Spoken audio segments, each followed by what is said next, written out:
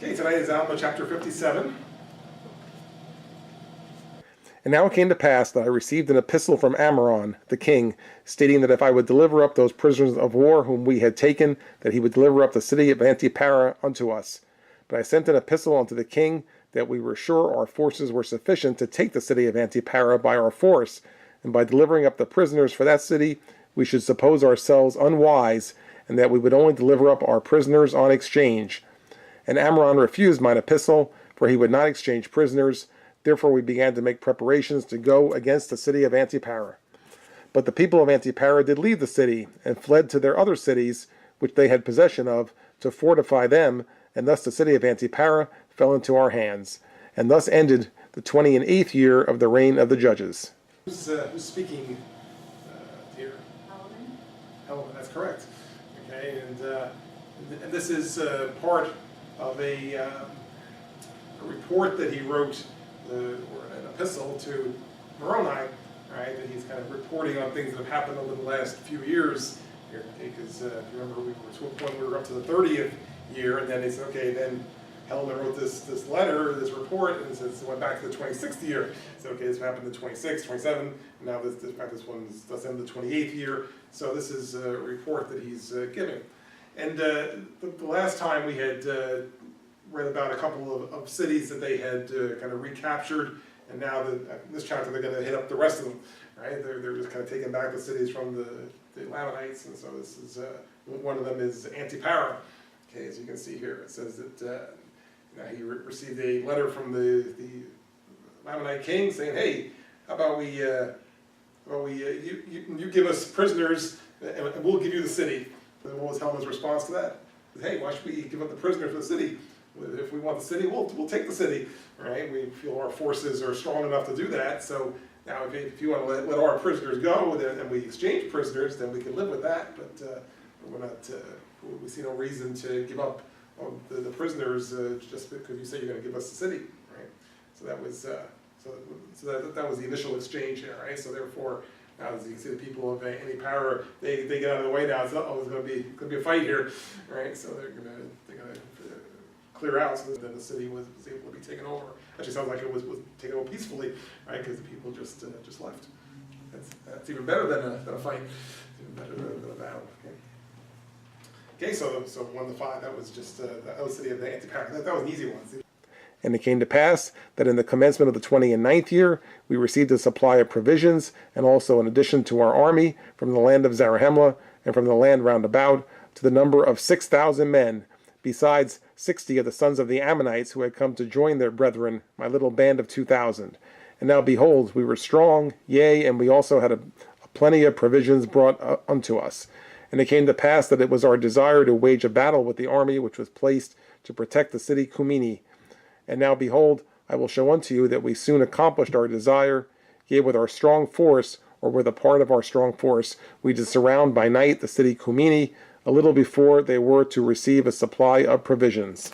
It says that they received their provisions, and also some additional soldiers came, and it says that they, a little footnote here says also 60 more of the sons of the Ammonites came, right? Which they're numbering them separately because they're from the land of Jershon, from the group that had promised that they wouldn't fight.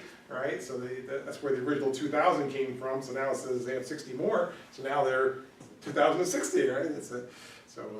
What was 2,000 is now 2,060. And what was the special thing about the 2,000 that we read the last time?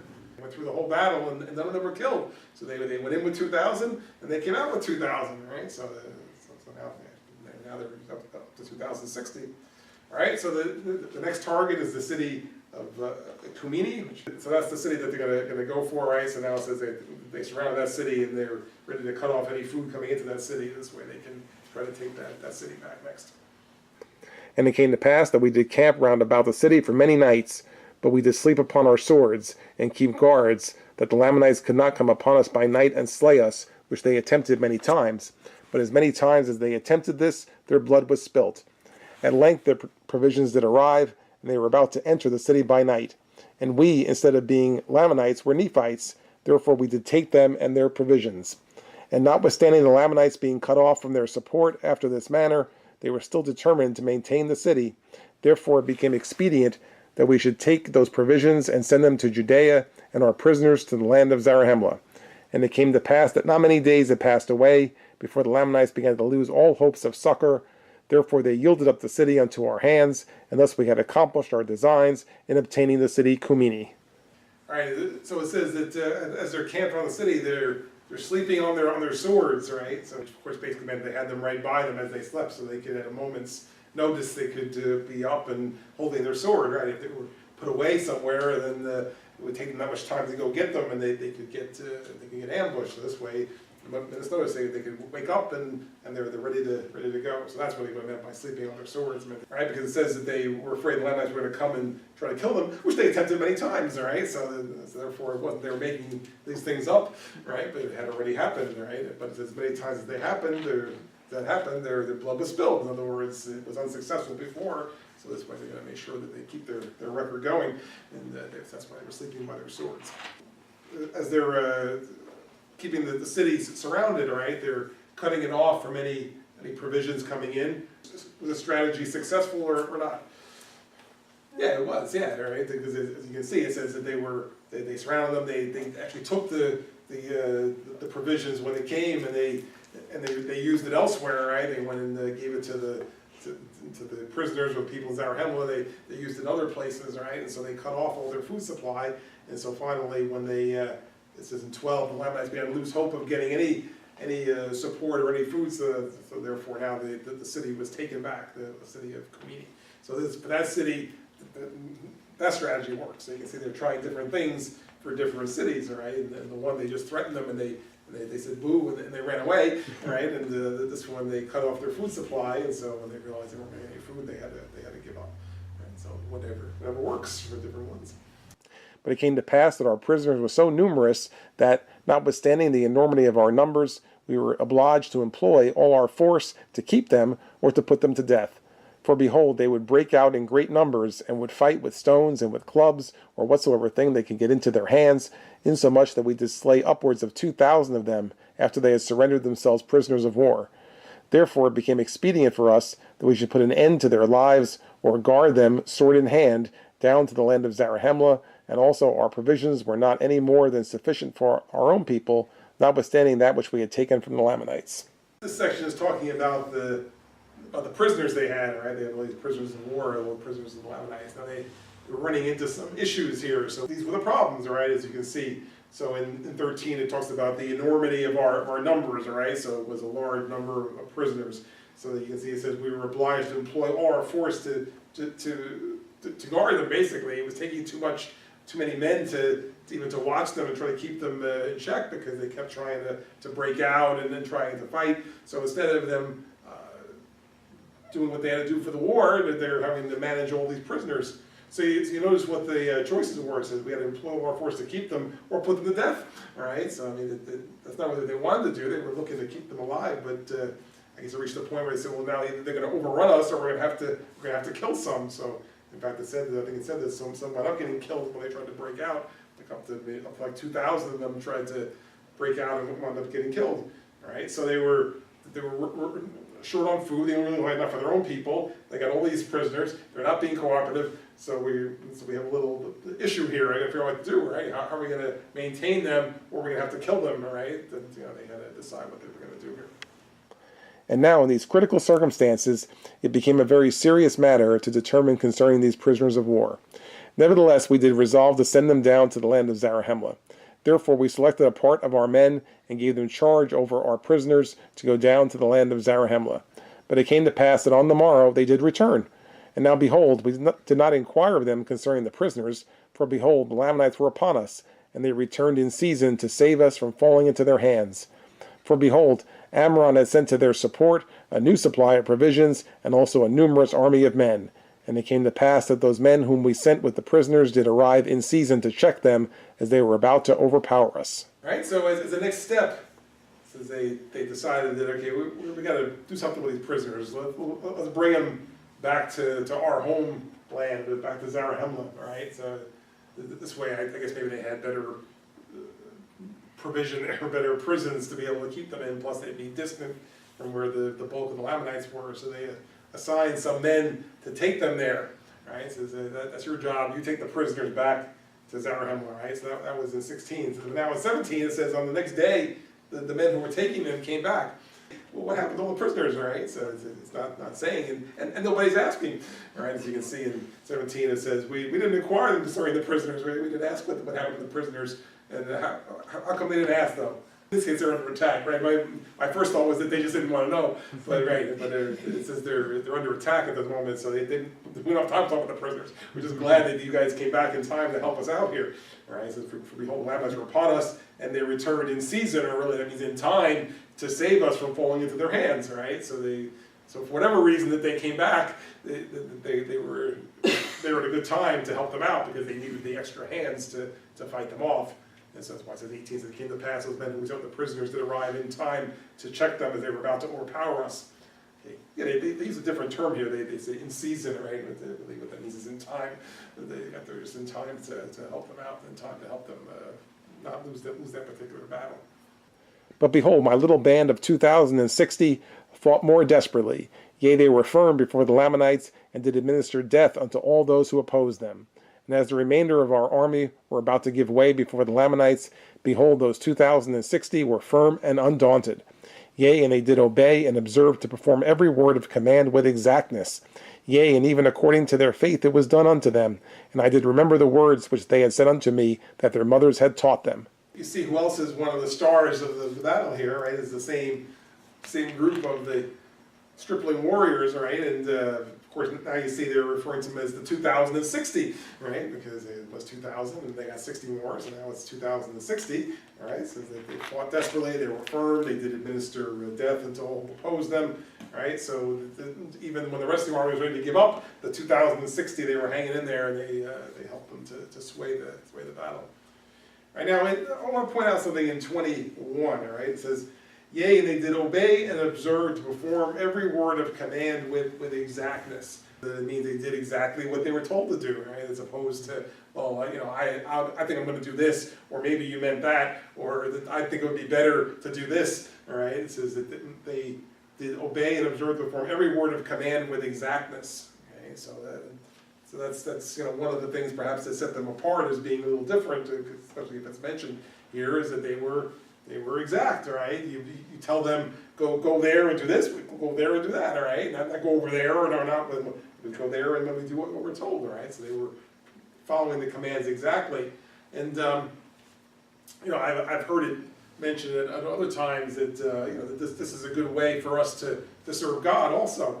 All right, that if God is going to say to do something, that we do exactly what He says, all right, as opposed to rewriting what He says, so to speak, or reinterpreting what He says, that we do exactly what God would tell us to do. If the Word of God says certain things, well, we follow what the Word of God says, and we as a church like to feel that we do that, all right, that we follow exactly what God is telling us to do. So this was one example of this particular group can give to us, that even as they were performing their commands with exactness, if God gives us a command, we want to do that with exactness as well. And obviously in the case of God, if God is telling you to do something, we know that that's going to be the right way, so that would be the exact right thing to do. But in this case, those who were in charge of the war, right, it's good that you can have soldiers that do what they're told, right, because again, otherwise how can you really command the army if they're not doing what they're told, right? And so, even in today's armed forces, that's expected of soldiers, that they do what they're told. If you're on the battlefield, you can't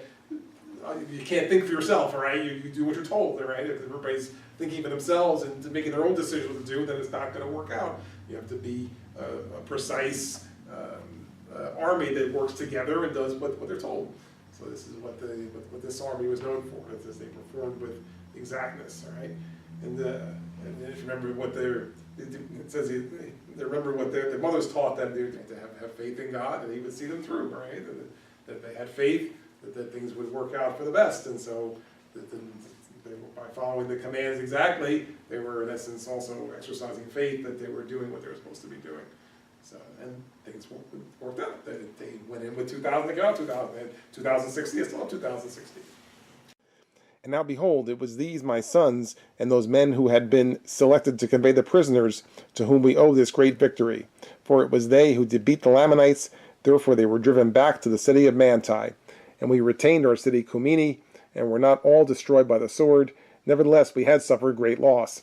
And it came to pass that after the Lamanites had fled, I immediately gave orders that my men who had been wounded should be taken from among the dead, and caused that their wounds should be dressed. Right, so in the aftermath of the battle, which was won by the Nephites, it says that we had two groups who were the heroes. So thanks to the 2,060 young warriors and the men who were supposed to be taking the prisoners and for some reason came back, right? Due to those two groups, that's why they won, right? Without that, they would have lost. Because as you saw, they were about to lose already, and when they got the reinforcements, then it turned around, right? So it was just saying that they were thankful that those groups were there because that's helped them to win. Right, they were able to retain this to city Cumini, and they drove back the Lamanites to Manti, and so forth. And then in 24, now it says he's picking out from among all the men that are now on the ground. Right, well, some are dead and some are wounded, so let's find the ones who are wounded so we can take care of them. The ones who are dead, there's nothing we can do for them right now, but let's at least find the ones who are still alive so we can take care of them. And it came to pass that there were 200 out of my 2,060 who had fainted because of the loss of blood. Nevertheless, according to the goodness of God, and to our great astonishment, and also the foes of our whole army, there was not one soul of them who did perish. Yea, and neither was there one soul among them who had not received many wounds. And now their preservation was astonishing to our whole army, yea, that they should be spared, while there was 1,000 of our brethren who were slain. And we do justly ascribe it to the miraculous power of God, because of their exceeding faith in that which they had been taught to believe, that there was a just God, and whosoever did not doubt that they should be preserved by his marvelous power. Now this was the faith of these of whom I have spoken. They are young, and their minds are firm, and they do put their trust in God continually. Well, he's checking out the 2060, right? So first question, how many of them were killed? Okay, so yet again, okay, all the whole 2060 survived, right? But now they weren't killed, but they were beat up a little bit this time, right? So you can see it says that 200 of them had fainted because of loss of blood, and how many were wounded?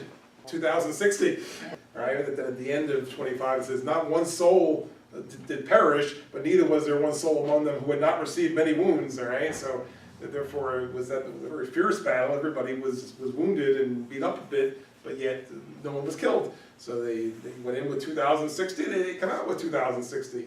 They can't be killed. So, but now he's prescribing it not necessarily just to their skill or whatever, but to their faith in God. All right, and we've mentioned several times, it says in the middle of 26, it says we ascribe it to the miraculous power of God because of their exceeding faith in that which they have been taught to believe, that whosoever did not doubt would be preserved by his marvelous power. All right, so this is the kind of faith he's talking about. He says these men are young and they put trust in God. So the fact that they're saying that they're young means that they were young enough to take seriously the teaching of their parents, their mothers, and to take direction from the general of the army and to believe in God. So they were willing to put their faith in God, and this was the result. They were all preserved.